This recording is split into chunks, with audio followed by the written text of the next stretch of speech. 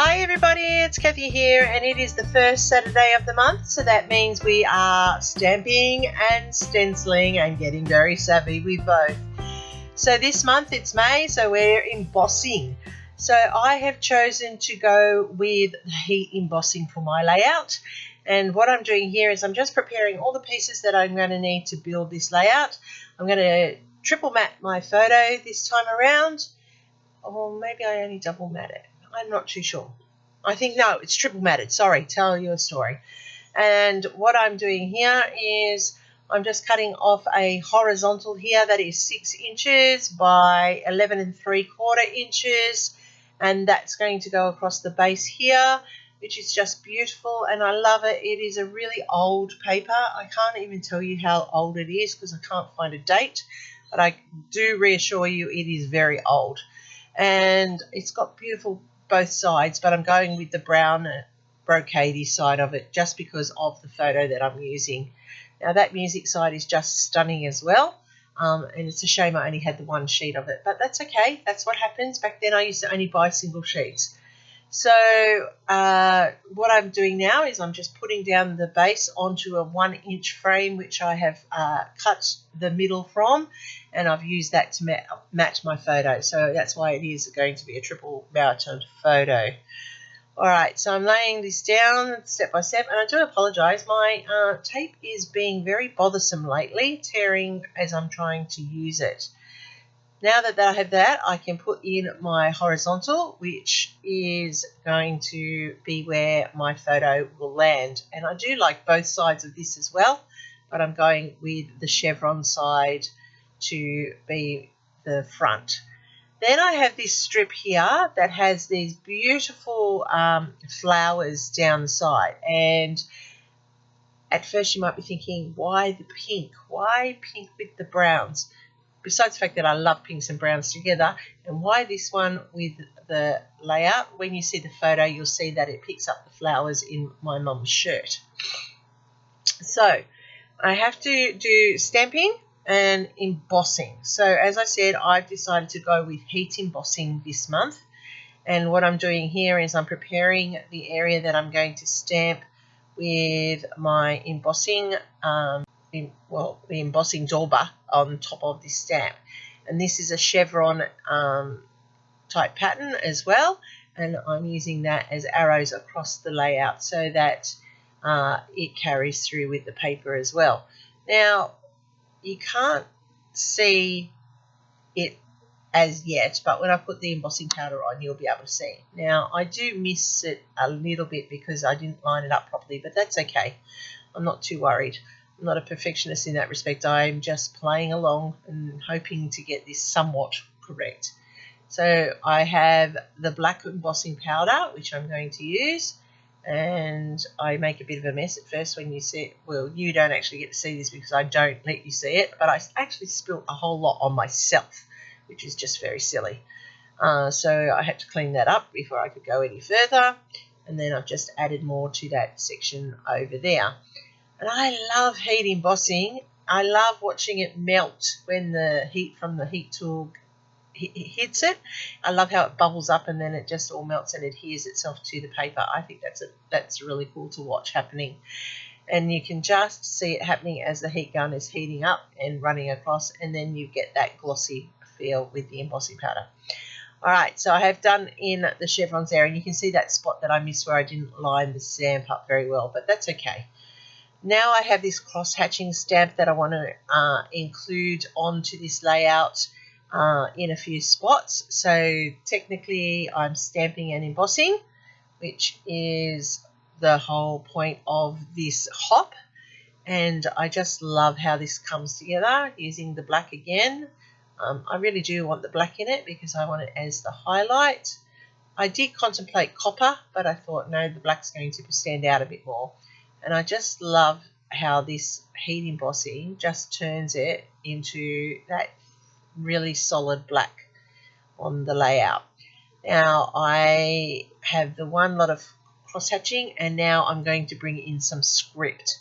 So I have 3 separate types of stamps being used and 3 separate embossing patches around the layout. So I like how this is adding to that rustic feel of the background or the vintagey feel of the background, because that suits the photo so well, as you will see as we move on with this layout. Now, there will be a whole range of girls playing along, maybe even guys, who knows. But in the list down below will have everybody who has indicated that they're playing. Go and check them all out, because I love watching what other people do or interpret as the topic for the month. And it's always inspiring to watch what they do. I always learn something new through watching all of those videos, and I'm sure if you go as well, you too will enjoy what they create. Don't forget, we all love the thumbs up, and so does YouTube. We need those thumbs up to keep our content being pushed out. So please, before you leave today, or how about now, give that thumbs up to this video so that YouTube knows that you're keen to see more of my content, and I really do appreciate everybody that does like my work. Thank you so much for being a subscriber, and if you haven't already considered being a subscriber, and I know there are some of you because my stats tell me that I have at least 20% of non-subscribers watching, so hopefully you'll consider subscribing now that you've sat through this video and watched what I have created for you. So I'm just going to distress edge both of those strips, which will go under my photo. And as you can see, my photo is not on a conventional angle. The girl that was part of the colonial feel of this day, who took our photo for us, she took it on this angle, and it just looks spectacular. It's captured all 6 of us that were on this tractor ride, and I love the angle of it. So I'm putting my photo on this layout off-centered, so it's not in a vertical or a horizontal position. It's sort of in a diagonal, and it looks perfect on the layout, as you can see here. I love the brilliance of the blue against the browns. That picks up the blue in the flowers over to the right on the panel. And as I said, you can see my mum's shirt there. It's got the florals in it, so therefore the florals in that strip match beautifully as well. The browns of the tractor and the bush, like the Australian gum trees and the blue sky, just all complement this photo and this layout so well. So that's how I chose my papers and the colours that I wanted to use. Now I'm just going to add in a few extra stamps on this layout that are not embossed just there. You saw that I stenciled with a script over parts of this layout, so I now have my stenciling and my stamping in place, and I have embossed as well. So I love how this is coming together. This is now, I would have to say, one of my favourite stamps, this round one. I think it was a uniquely creative one. Don't hold me to it, I'm not too sure, but I do love it and I use it quite regularly now. So I'm just going to start embellishing, and I fussy cut out all of these pieces of paper from the uniquely creative paper. So I mix and match all over the place so that I have the right combinations for my photo. I very rarely buy full sets of anything. I buy the odd bit here and there, and so that's why I mix and match a lot, and that's why I use colour to guide my mixing and matching. I'm just going to go off screen in a moment to adhere all of these pieces into place, and when I come back you will see how I've added extras to it to make it bulk up those clusters, but that's the general area of where the clusters are. So I added in some florals, as you can see here. I added in the banners up there to the top, and I've also added in a couple of tickets just to bulk up the clusters.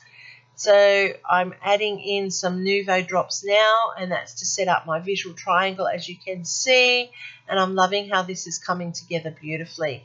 And I will go to the top there with that ticket, and now I have my triangle in place, and your eye is visually roaming subconsciously without you even knowing that that's what it's doing.